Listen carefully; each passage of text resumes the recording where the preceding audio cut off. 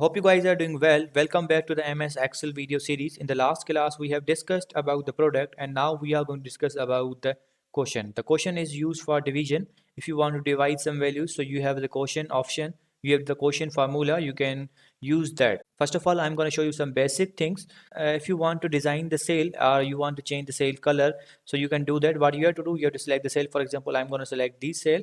You have to go to the cell style. As you can see, here are a lot of cell styles. You can apply these like heading and all things are provided here. You can use them as per you need. For example, I'm going to use this one, and if you want to change the text color, you can also do that.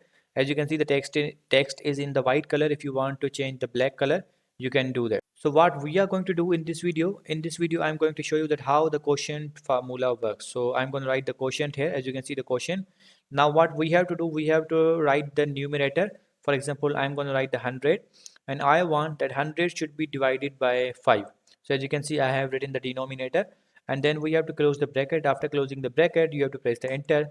As you can see, the answer is 20. So I'm going to apply now reference method. So I'm going to write the 50 here, and after 50 I'm going to write the 3 here, and now I'm going to write the, I'm going to remove this, after removing this I'm going to select this one as a numerator, and now we have to write the comma, and now I'm going to select this one as a denominator and then press the enter, and the answer is 16. So in this way you can use a quotient function for your division formula, for your division calculation.